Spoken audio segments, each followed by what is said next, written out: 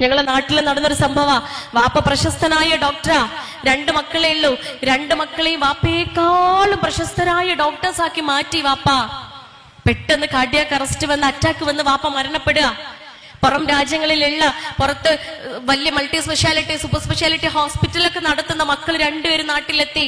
10,000-കണക്കിന് ആളുകൾ ജനാസ നമസ്കരിക്കുകയാണ് വാപ്പാക്ക് വേണ്ടി. സ്വാഭാവികമായും മകൻ ഉണ്ടാവുമ്പോ മക്കളാണ് ഇമാമ് നിൽക്കുക. മകൻ ഇമാമ നിർത്തി 10,000-കണക്കിന് മനുഷ്യന്മാര് പള്ളിയിൽ നിറഞ്ഞു നിൽക്കുക. ആദ്യത്തെ തക്ബീർ, 2ാമത്തെ തക്ബീറിൽ മകൻ മയ്യത്ത് നമസ്കാരത്തിൽ റുക്കൂയിലേക്കാ പ്രിയപ്പെട്ടവരെ പോകുന്നത്. മോൻ അറിയില്ല മയ്യത്ത് എങ്ങനെ നിസ്കരിക്കണം എന്ന്. മയ്യത്ത് നമസ്കാരം എങ്ങനെയാണെന്ന് അറിയാതെ പഠിപ്പിച്ച് വളർത്തി വലുതാക്കിയ വാപ്പാക്ക് മകനിൽ നിന്നും എന്ത് ലഭിച്ചു? മകനിൽ നിന്നും എന്ത് ലഭിച്ചു? പ്രിയപ്പെട്ടവരെ, ഇതാണ് നമ്മൾ ആലോചിക്കേണ്ടത്. ഭൗതിക വിദ്യാഭ്യാസം ഇഷ്ടം പോലെ നമ്മൾ കൊടുക്കണം. ബട്ട് ധാർമ്മിക മൂല്യങ്ങൾ നമ്മൾ വീട്ടിൽ നിന്നാണ് കൊടുക്കേണ്ടത്.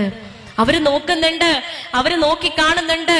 ഈ ക്യാമറയ്ക്ക് മുൻപിൽ നിൽക്കുന്നത് പോലെയാണ് നമ്മുടെ മക്കൾക്ക് മുൻപിൽ നമ്മള്. ഹൈ പ്രിയപ്പെട്ടവർ, ഇവിടെ ക്യാമറ ഇല്ലേ? ഇതാ ക്യാമറ. ഈ ക്യാമറ എനിക്ക് നേരെ തിരിച്ചു വെച്ച ക്യാമറ നിങ്ങൾക്ക് ഓരോരുത്തർക്കും നേരെ ഇങ്ങനെ വരുമ്പോ നമ്മൾ എന്ത് ചെയ്യും? ഹൈ കാസർഗോട്ടാരെ നിങ്ങൾ എന്ത് ചെയ്യാ? തട്ടൊക്കെ ഒന്ന് മൊഞ്ചാക്കൂലേ? ഇല്ലേ? യാക്കും എല്ലാരും മുടിയൊക്കെ ഒന്ന് ചെയ്യുകയൊക്കെ ഒന്ന് സെറ്റ് ആക്കൂലേ? കാരണം എന്താ? വീഡിയോയിൽ റെക്കോർഡ് ചെയ്യല്ലേ. നാളെ അഷ്റഫ് കൂട്ടായ്മയുടെ ഗ്രൂപ്പില് ഒരു പക്ഷെ ഈ വീഡിയോ പ്രദർശിപ്പിക്കപ്പെടും. അപ്പൊ നമ്മളെ മാത്രം സൂം ചെയ്ത് നോക്കൂലേ? അല്ലെ? ഞാൻ എന്നെ മാത്രം സൂം ചെയ്ത് നോക്കും. ഞാൻ ഓക്കെ ആണെങ്കിൽ ഞാൻ അടുത്ത ഗ്രൂപ്പിലേക്ക് അത് ഫോർവേഡ് ചെയ്യും. മനുഷ്യ സഹജ, നമ്മൾ അങ്ങനെയാ. അപ്പുറം ഇപ്പുറമൊക്കെ മനുഷ്യന്മാരെ എങ്ങനെയാണെന്നൊന്നും നമ്മൾ നോക്കൂല. നമ്മളെ മാത്രം നോക്കിയിട്ട് നമ്മള് ഫോട്ടോ അല്ലെങ്കിൽ വീഡിയോ അത് ഫോർവേഡ് ചെയ്യും. പക്ഷെ ഉണ്ടല്ലോ, ആ ഫോട്ടോ ആ വീഡിയോ കുറച്ച് പ്രശ്നമുള്ളതാണെങ്കിലും അത്രയങ്ങ് ഭംഗിയില്ലാത്തതാണെങ്കിലും അതിന്റെ മൊഞ്ച് കൂട്ടാൻ, അതിന്റെ ഭംഗി കൂട്ടാനുള്ള ആപ്ലിക്കേഷൻസ് ഇന്ന് അവൈലബിളാ. വിവിധ തരം ആപ്ലിക്കേഷൻസിൽ ഇട്ടിട്ട് ആ വീഡിയോസ് ഒക്കെ നമുക്ക് മൊഞ്ചാക്കിയിട്ട് ഫോർവേഡ് ചെയ്യാം. പക്ഷെ ഉണ്ടല്ലോ, ഞാനും നിങ്ങളൊക്കെ വീട്ടിൽ ജീവിക്കുന്നതേ ഇത്തരം ക്യാമറകളുടെ മുമ്പിലാ. ഞാൻ ജീവിക്കുന്നത് 3 ക്യാമറകളുടെ മുമ്പിലാ. 6ാം ക്ലാസ്സിലും 5ാം ക്ലാസ്സിലും UKG-യിലും പഠിക്കുന്ന 3 ക്യാമറകൾ. സോക്കോൾഡ് മക്കൾ, എന്റെ 3 കുട്ടികള്. 6ലും 5ലും UKG-യിലും പഠിക്കുന്ന 3 കുഞ്ഞുങ്ങളില്ലേ? ഈ ക്യാമറയെ പോലെയാണ് പ്രിയപ്പെട്ടവരെ. അവരൊപ്പിയെടുക്കുകയാണ് എന്റെ ജീവിതത്തെ. ഉമ്മ ഉപ്പ എന്ത് പറയുന്നു, ഓരോ ഉമ്മ ഉപ്പ എന്ത് സംസാരിക്കുന്നു, ഓരോ ഉമ്മ ഉപ്പ എങ്ങനെ പെരുമാറുന്നു, ഓരോ ഉമ്മ ഉപ്പ എങ്ങനെയാണ് സാമ്പത്തികമായി കാര്യങ്ങളൊക്കെ കൈകാര്യം ചെയ്യുന്നത്, അവരെങ്ങനെയാണ് വീട്ടിലുള്ള പ്രായമായ ഉമ്മയോടും ഉപ്പയോടും പെരുമാറുന്നത്, അവർ പരസ്പരം എങ്ങനെയാണ് ഇടപെടുന്നത്, അവരെങ്ങനെയാണ് അയൽപക്കത്തുള്ള ആളുകളോട് പെരുമാറുന്നത്, അവരെങ്ങനെയാണ് വീട്ടിലേക്ക് കയറി വരുന്ന ഒരു യാചകനോട് പെരുമാറുന്നത്, അവരെന്തെല്ലാമൊക്കെയാണ് കാണുന്നത്, എന്തെല്ലാമൊക്കെയാണ് കേൾക്കുന്നത്, എന്തെല്ലാമൊക്കെയാണ് അനുഭവിക്കുന്നത്. ഇങ്ങനെ ഓരോ ചലനവും, എന്റെയും എന്റെ ഇണയുടെയും ഓരോ ചലനവും പ്രിയപ്പെട്ടവരെ ഈ മക്കൾ ഒപ്പിയെടുക്കുക. ആ ക്യാമറയിൽ അത് റെക്കോർഡ് ചെയ്തുകൊണ്ടിരിക്കുക. പക്ഷെ ഈ വീഡിയോ ഉണ്ടല്ലോ, അവരുടെ ജീവിതത്തിലൂടെ, നാളെ അവരുടെ ജീവിതത്തിലൂടെ എന്റെ മുൻപിൽ പ്രദർശിപ്പിക്കപ്പെടും. ആ വീഡിയോ ഉണ്ടല്ലോ, അവരുടെ ജീവിതമാകുന്ന വീഡിയോ, അതിന്റെ മൊഞ്ച് കുറഞ്ഞാലേ എഡിറ്റ് ചെയ്യാൻ ഓപ്ഷൻസ് ഒന്നും ഉണ്ടാവില്ല. അതിന്റെ മൊഞ്ച് കുറഞ്ഞാല് എഡിറ്റ് ചെയ്യാൻ യാതൊരു ഓപ്ഷനും നമ്മളെ മുമ്പിൽ ഉണ്ടാവില്ല. കണ്ടങ്ങ് ആസ്വദിക്കുക. മൊഞ്ചുണ്ടെങ്കിലും മൊഞ്ചില്ലെങ്കിലും ഏത് രൂപത്തിലാണോ ജീവിതം അത് കണ്ടിരിക്കാനേ നമുക്ക് വിധി ഉണ്ടാവുള്ളൂ.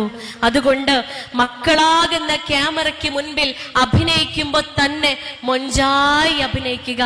മൊഞ്ചായി അഭിനയിക്കണമെങ്കിൽ, നല്ല മകനോ നല്ല മകളോ ആയി എന്റെ കുഞ്ഞ് വളരണമെങ്കിൽ ഞാൻ എന്റെ ഉമ്മയുടെയും ഉപ്പയുടെയും നല്ല മകളാവണം. ഞാൻ എന്റെ ഉമ്മയുടെയും ഉപ്പയുടെയും നല്ല മകനാവണം. അല്ല എങ്കിൽ മോനെ മോളെ നീ നല്ലതാവണം, നല്ലവളാകണം, നല്ലവനാകണമെന്ന് പറഞ്ഞു കൊടുക്കാൻ പ്രിയപ്പെട്ടവരെ എനിക്ക് അവകാശമില്ല. പറഞ്ഞു കൊടുത്താൽ തന്നെ മക്കൾ ഇങ്ങനെ കേട്ട് ഇങ്ങനെ അങ്ങ് വിടും. മക്കള് ഒരു ചെവിയിലൂടെ കേട്ട് മറു ചെവിയിലൂടെ അങ്ങ് വിടും. കാരണം ക്ലിനിക്കിൽ ഉണ്ടാവുന്നൊരു അനുഭവം എങ്ങനെയാ? മൊബൈൽ ഫോൺ അഡിക്ഷനുമായിട്ട് കുട്ടികളെ കൊണ്ടുവരും. മൊബൈൽ അഡിക്ഷനിൽ നിന്ന് പിന്തിരിപ്പിക്കാൻ വേണ്ടിയിട്ട് മക്കളെ കൊണ്ടുവരുമ്പോ അവർക്ക് അതിനുള്ള ട്രീറ്റ്മെന്റ് ഒക്കെ കൊടുത്തു കഴിഞ്ഞാൽ അവസാനം കുട്ടികൾ ചോദിക്കുന്ന ഒരു ചോദ്യമുണ്ട്, കാര്യമൊക്കെ അവിടെ നിൽക്കട്ടെ ഡോക്ടറെ, ഉമ്മന്റെ ഉപ്പന്റെയും കാര്യത്തിൽ എന്താ തീരുമാനം എന്ന്. ഉമ്മന്റെ ഉപ്പന്റെ കാര്യത്തിൽ എന്താ തീരുമാനം എന്ന്. കാരണം എന്താ, മക്കളെക്കാളും മൊബൈൽ അഡിക്ഷനാ ഉമ്മക്കും ഉപ്പക്കും. ഉമ്മന്റെ ഉപ്പന്റെ മൊബൈൽ അഡിക്ഷൻ കണ്ട് എന്ത് അവകാശമുണ്ട് മക്കളോട് ഫോൺ മാറ്റി വെക്കാൻ പറയാൻ? വേൾഡ് ഹെൽത്ത് ഓർഗനൈസേഷൻ നിശ്ചിതമായ കണക്ക് പറഞ്ഞിട്ടുണ്ട്.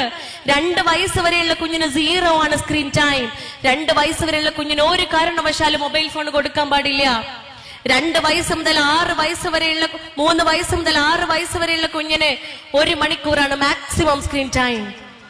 ഈ 7 വയസ്സ് മുതൽ 12 വയസ്സ് വരെയുള്ള കുഞ്ഞിന് മാക്സിമം 1.5 മണിക്കൂറാണ് സ്ക്രീൻ ടൈം. അഡൽട്ട് ആയിട്ടുള്ള ഒരാൾക്ക് 18 വയസ്സ് കഴിഞ്ഞ ഒരാൾക്ക് 3 മണിക്കൂറിൽ കൂടുതൽ സ്ക്രീൻ ടൈം പാടില്ല. പ്രിയപ്പെട്ടവരെ, ഇന്ന് തന്നെ പോയിട്ട് നമ്മുടെയൊക്കെ മൊബൈൽ ഫോണിന്റെ സ്ക്രീൻ ടൈം ഒന്ന് നോക്കുക, എത്ര മണിക്കൂർ ഉണ്ടെന്ന്. ഇത് വേൾഡ് ഹെൽത്ത് ഓർഗനൈസേഷന്റെ കണക്കാണ്. എന്നിട്ട് വീട്ടിൽ നമ്മൾ ഫോളോ ചെയ്യാതെ മക്കൾക്ക് പറഞ്ഞു കൊടുക്കാൻ നമുക്ക് അധികാരമില്ല. അതുകൊണ്ട് എന്റെ കുഞ്ഞ് എങ്ങനെയാവണമെന്ന് ഞാനാണ് തീരുമാനിക്കേണ്ടത്. മക്കൾക്ക് മുൻപിൽ ഇക്വാലിറ്റി കാണിക്കുക. ആൺപെൺ വ്യത്യാസമില്ല. പെൺകുട്ടി രാവിലെ എഴുന്നേറ്റ് പോരുമ്പോ പെൺകുട്ടി മാത്രല്ല ബെഡ്റൂമിൽ നിന്ന് എണീറ്റ് പോരുമ്പോ ബെഡ്ഷീറ്റ് മടക്കി വൃത്തിയാക്കി വെക്കേണ്ടത് ആൺകുട്ടിക്ക് മടക്കി വൃത്തിയാക്കി വെക്കാം. ഇല്ലേ? ആണിനെയും പെണ്ണിനെയും ഒരുപോലെ നമ്മൾ ശീലിപ്പിക്കണം. രാവിലെ ഉറക്കമുണർന്ന് എഴുന്നേറ്റ് വരുമ്പോ അവൻ ഉറങ്ങിയ കിടപ്പ്, അവൻ ഉറങ്ങിയ ബെഡ്, ആ ബെഡ്ഷീറ്റ് മടക്കി വൃത്തിയാക്കി വെക്കാൻ ആണിനെയും പെണ്ണിനെയും ഒരുപോലെ ശീലിപ്പിക്കാനാണ് മതം പഠിപ്പിക്കുന്നത്. പെൺകുട്ടി മാത്രല്ല അവൾ കഴിച്ച പാത്രം കഴുകി വെക്കേണ്ടത്. കഴിച്ച പാത്രം ആണാണെങ്കിലും പെണ്ണാണെങ്കിലും കഴുകി വെക്കാൻ ശീലിപ്പിക്കുക. ഈ ഇക്വാലിറ്റി പഠിപ്പിക്കേണ്ടത് ഉമ്മയാണ്. ഉമ്മയാണിത് ശീലിപ്പിക്കേണ്ടത്. മക്കളെ ഒരുപോലെ പരിഗണിക്കുക. കാരണം എന്താണെന്നറിയോ? പല തെറ്റുകളുടെയും ശിക്ഷ, പല കുറ്റങ്ങളുടെയും പല തിന്മകളുടെയും ശിക്ഷ പടച്ചവൻ പരലോകത്തേക്ക് മാറ്റിവെക്കും. പക്ഷെ ഉണ്ടല്ലോ, ഈ ഭൂമിയിൽ തന്നെ പടച്ചവൻ ശിക്ഷ കൊടുക്കുന്ന 2 തെറ്റുകൾ പറയുന്നുണ്ട്. ആ തെറ്റുകളിൽ ഒന്നാമത്തത് ഫിത്തന ഉണ്ടാക്കുകയാണ്. ഫിത്തന ഉണ്ടാക്കുക, മനുഷ്യന്മാർക്കിടയിൽ ഇങ്ങനെ ഗീബത്തും നമീമത്തും പരദൂഷണമൊക്കെ പറഞ്ഞ് എരുതിയിൽ എണ്ണയൊഴിച്ച് മനുഷ്യന്മാരുടെ ഹൃദയങ്ങൾക്കുള്ളിൽ ഇടിയിച്ച് മിണ്ടണ്ട, ഓളിഞ്ഞങ്ങോട്ട് എന്ത് പറഞ്ഞാൽ ഈ സലാം അടക്കണ്ട, ഈ അങ്ങോട്ട് മൈൻഡ് ചെയ്യണ്ട, നമ്മളെ ഭാഗമേ നോക്കണ്ട, ഈ പിണങ്ങേണ്ട നിന്നോ എന്നും പറഞ്ഞിട്ട് മനുഷ്യന്മാരുടെ ഹൃദയങ്ങൾക്കുള്ളിൽ അകൽച്ച ഉണ്ടാക്കുന്ന, ഫിത്തന ഉണ്ടാക്കുന്ന, പ്രശ്നങ്ങൾ ഉണ്ടാക്കുന്ന മനുഷ്യരാണോ? മരിക്കാൻ കാത്തുക്കൂലോല പടച്ചോൻ, ഇവിടെ തന്നെ കൊടുക്കുന്ന്. ഈ ഭൂമിയിൽ തന്നെ കൊടുക്കും പോലും. രണ്ടാമത്തെ ശിക്ഷ എന്താണെന്നറിയോ ഭൂമിയിൽ നിന്ന് കൊടുക്കുന്നേ? ഇനീക്വാലിറ്റി കാണിക്കുക, അഥവാ അനീതി കാണിക്കുക. എവിടെ അനീതി കാണിക്കുക? മക്കൾക്കിടയിൽ ആൺകുട്ടിക്കൊരു നീതി, പെൺകുട്ടിക്കൊരു നീതി. കുറ്റം കുറ്റം പഠിച്ചോണ്ടെടുത്തുന്ന് മക്കൾക്കിടയിൽ അനീതി കാണിക്കുക. രണ്ടാമത്തെ അനീതി എവിടെയാ? മക്കൾക്കും മരുമക്കൾക്കും ഇടയിൽ അനീതി കാണിക്കുക. വലിയ ടോപ്പിക്കാ. അഷ്റഫ് കൂട്ടായ്മയിൽ വൈകുന്നേരം വരെ ഞാൻ ക്ലാസ് എടുത്താലും തീരൂല അമ്മായിയും മരുമോള് പ്രശ്നങ്ങളെ. അത്രയേറെ കേസുകളാ ക്ലിനിക്കിൽ ദിവസവും വരിക. ഒന്നാമത്തെ ചോദ്യം എന്താണെന്നറിയോ? അല്ല ഡോക്ടറെ, കല്യാണം കഴിഞ്ഞു കഴിഞ്ഞാ മൂപ്പരമ്മാനും വാപ്പാനും ഞാൻ നോക്കണോന്ന്. മരുമക്കളെ സംശയ, മൂപ്പരും ഉമ്മാനെയും വാപ്പാനെയും മരുമോള് നോക്കണോന്ന്. ഒരു സംശയവുമില്ല, നോക്കണം. അതന്നെയാണ് ദീനിന്റെ വിധി. നോക്കണം. ആ ഉമ്മാനെയും വാപ്പാനെയും നോക്കണ്ടെന്ന് നമ്മളല്ലാണ്ട് പിന്നെ ആരാ? എങ്ങനെയാ ഈ ചോദ്യങ്ങളൊക്കെ ഉണ്ടാവുന്നത്? നിങ്ങൾ ആലോചിച്ച് നോക്കി. ഫോർ എക്സാമ്പിൾ, ഒരു ബിസിനസ് തുടങ്ങുകയാണ് 3 പേരെ ഒരു ബിസിനസ് തുടങ്ങാം. ബിസിനസ് തുടങ്ങുമ്പോൾ ഓലെ കയ്യിൽ ഒന്നുമില്ല, 0 ഇൻവെസ്റ്റ്മെന്റിൽ ഓലൊരു ബിസിനസ് തുടങ്ങാം. കഠിനാധ്വാനം ചെയ്ത് രാപ്പകൽ അധ്വാനിച്ച് ഈ ബിസിനസ് ഇങ്ങനെ പൊക്കി പൊക്കി കൊണ്ടുവന്നു. 10 വർഷം കഴിഞ്ഞപ്പോ ബിസിനസ് അത്യാവശ്യമൊക്കെ ഫ്ലറിഷായി. 15, 20, 25 വർഷം ആയപ്പോഴത്തേന് ബിസിനസ് നന്നായിട്ട് ഫ്ലറിഷായി. കുറെ ഔട്ട്ലെറ്റുകളൊക്കെ ഉള്ള വലിയ ബിസിനസ്സായി. 25 വർഷം കഴിഞ്ഞപ്പോ ബിസിനസ്സിലേക്ക് ഒരാളെയും കൂടെ കൂട്ടി. കുറച്ചും കൂടെ ബഡ്ജറ്റ് ഉള്ള, കുറച്ചും കൂടെ പൈസ ഉള്ള ഒരാളെയും കൂടെ ബിസിനസ്സിലേക്ക് കൂട്ടി. ഈ 4ാമത്തെ ആള് വന്നപ്പോഴേ അയാള് കുറെ പൈസയൊക്കെ കൊണ്ട് വന്നിട്ട് ആ ബിസിനസ്സിലുള്ള ആദ്യത്തെ ഒരാളോട് പറയാണ്, ആദ്യം കൂട്ടിയ 2 ആൾക്കാരില്ലേ, ഓല നമുക്കിവിടെ തട്ടിയാലോ? ബിസിനസ്സില് സ്റ്റാർട്ടിങ്ങിലേ ഉണ്ടായിരുന്ന ഇൻവെസ്റ്റ് ചെയ്ത 2 പേരില്ലേ, ആ 2 പേരെ നമുക്കങ്ങ് ഒഴിവാക്കിയിട്ട് ബിസിനസ്സിന് നമ്മൾ 2 ആളും ഒറ്റക്കായാലോ എന്ന് ചോദിച്ചാ എങ്ങനെ ഉണ്ടാവും പ്രിയപ്പെട്ടവരെ? ബിസിനസ് ആയതുകൊണ്ട് ആണുങ്ങൾക്ക് കുറച്ചും കൂടെ റിലേറ്റ് ചെയ്യാം അല്ലെ? അത് നീതിയാണോ? അതിൽ നീതി ഉണ്ടോ? അത് പറഞ്ഞ ആ മനുഷ്യന്റെ ഹൃദയം, ആ മനുഷ്യന്റെ മെന്റാലിറ്റി എത്ര നീചമാണോ അത്ര നീചമാണ് പുതിയാപ്പളുടെ ഉമ്മാനെയും വാപ്പാനെയും ഞാൻ നോക്കണോന്ന് ചോദിക്കണ പെണ്ണിന്റെ മനസ്സും. അത്ര നീചമാണ് പ്രിയപ്പെട്ടവരെ. ഈ മകനെ, ഭർത്താവിനെ ചോര നീരാക്കി അധ്വാനിച്ച് കഷ്ടപ്പെട്ട് പ്രയാസപ്പെട്ട് വളർത്തി വലുതാക്കി ഒരു പ്രായമാക്കി കല്യാണം കഴിപ്പിച്ചു കൊടുത്തിട്ട് ആ സമയത്തെ ഉമ്മാനെയും വാപ്പാനെയും നമുക്ക് വേണോ എന്ന് ചോദിക്കുന്ന ആ പെണ്ണിന്റെ മനസ്സിനെ എന്തുമായിട്ട് ഉപമിക്കാൻ പറ്റും? പടച്ചോൻ ചോദിക്കുന്ന ഒരു സന്ദർഭം വരുന്ന, അല്ലാഹുവേ നമ്മളോടൊക്കെ സംസാരിക്കുന്ന ഒരു സന്ദർഭം വരുന്ന്. നമുക്കൊക്കെ പടച്ചോനെ കാണാൻ ഭയങ്കര പൂതിയാ. എന്റെ മക്കളിൽ മൂത്തോന് ഇപ്പൊ 6ാം ക്ലാസ് പഠിക്കുന്നവൻ അങ്ങനെയായിരുന്നു. ഇവൻ എപ്പോഴും പറയായിരുന്നു, ഉമ്മ മേഘത്തിന്റെ മുകളിൽ കയറിയ പടച്ചോനെ കാണാൻ പറ്റുമോന്ന്. പൂമ്പാറ്റനെ കാണുമ്പോ ചോദിക്കായിരുന്നു, ഉമ്മച്ചി പൂമ്പാറ്റനെ പോലെ പാറിപ്പോയാല് പടച്ചോനെ കാണാൻ പറ്റുമോന്ന്. ഇതുപോലെ പടച്ചോനെ കാണാൻ ആഗ്രഹമുള്ളവരാ നമ്മളൊക്കെ അല്ലേ? എന്നാലേ നമുക്കൊക്കെ പടച്ചോനെ കാണാനുള്ള അവസരമായി മേഘത്തുമ്പലും കയറണ്ട, പൂമ്പാറ്റയാവണ്ട. പടച്ചോൻ ചോദിക്കൂത്രേ, ഞാൻ രോഗിയായപ്പോൾ നീ എന്നെ സന്ദർശിച്ചില്ലല്ലോ, നീ എന്നെ പരിപാലിച്ചില്ലല്ലോ എന്ന്. അപ്പൊ നമ്മൾ ചോദിക്കും, ജഗന്നിയന്തവായ നാഥ, ലോകരക്ഷിതാവായ അല്ലാഹുവേ, നിനക്ക് രോഗമോ? നിന്നെ രോഗം ബാധിക്കുമോന്ന്. അപ്പൊ പടച്ചോൻ ചോദിക്കും, എന്റെ അടിമ, എന്റെ ദാസൻ, എന്റെ അടിമ രോഗിയായില്ലേ? നീ ആ രോഗിയെ സന്ദർശിച്ചിരുന്നുവെങ്കിൽ, നീ ആ രോഗിയെ പരിപാലിച്ചിരുന്നുവെങ്കിൽ ആ രോഗിയിൽ നിനക്ക് എന്നെ കാണാമായിരുന്നു എന്ന്. പ്രിയപ്പെട്ടവരെ, അത്ര പ്രാധാന്യമുണ്ട് രോഗിയായ നമ്മളുമായി യാതൊരു ബന്ധവുമില്ലാത്തൊരു മനുഷ്യനെ പരിചരിക്കുന്നതിന്. എങ്കില് പ്രായമായ ഉമ്മയും വാപ്പയും വീട്ടിലുണ്ടെങ്കിൽ അത് അമ്മായിമ്മയായിക്കോട്ടെ അമ്മോശാക്കയായിക്കോട്ടെ നോക്കല് നമ്മുടെ ബാധ്യതയാണ്. അതുകൊണ്ട് ഇക്വാലിറ്റി കാണിക്കുക. മരുമകളല്ല പ്രിയപ്പെട്ടവരെ, മറുമകൾ എന്നാണ്. മകളുടെ മറുഭാഗമാണ് മറുമകൾ. അതുകൊണ്ട് മകളെ എങ്ങനെയാണോ ഞാൻ സ്നേഹിക്കുന്നത് അതുപോലെ മരുമകളെയും എന്നിൽ വിശ്വാസം അർപ്പിച്ചുകൊണ്ട് എല്ലാം ഉപേക്ഷിച്ച് ശരണം തേടി വന്നവളാണ് എന്റെ മകൾ, എന്റെ മരുമകൾ. അവളെ എന്റെ മകളെ പോലെ സ്നേഹിക്കേണ്ട ബാധ്യത എനിക്കുണ്ട്. ഇല്ലേ? അനീതി കാണിച്ചോ ഈ ഭൂമിയിൽ വെച്ച് തന്നെ പ്രിയപ്പെട്ടവരെ പടച്ചോൻ നമ്മെ ശിക്ഷിക്കുമെന്നാണ് പടച്ചോൻ പറയുന്നത്. അതുകൊണ്ട് എന്റെ ജീവിതത്തിൽ ഏറ്റവും മികച്ച മകനും ഏറ്റവും മികച്ച മകളും ഏറ്റവും നല്ല സഹോദരങ്ങളുമായി തീരാൻ നമുക്ക് സാധിക്കേണ്ടതുണ്ട്.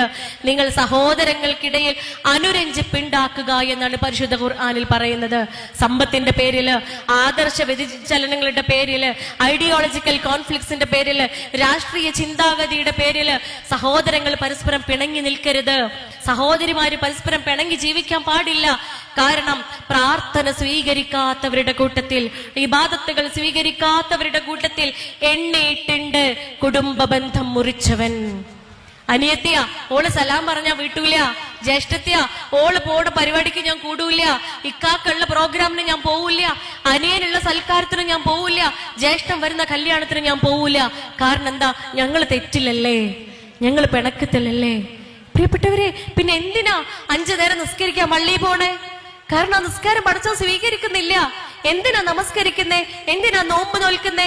എന്തിനാ ദാനധർമ്മങ്ങൾ ചെയ്യുന്നേ? ഇതൊന്നും പടച്ചോൻ സ്വീകരിക്കുന്നില്ല. അതുകൊണ്ട് മനുഷ്യന്മാരാണ് പിണക്കങ്ങളൊക്കെ മാറ്റിവെച്ച് ഇത് എന്ന് അവസാനിക്കുമെന്ന് നമുക്ക് പോലും ഉറപ്പില്ല.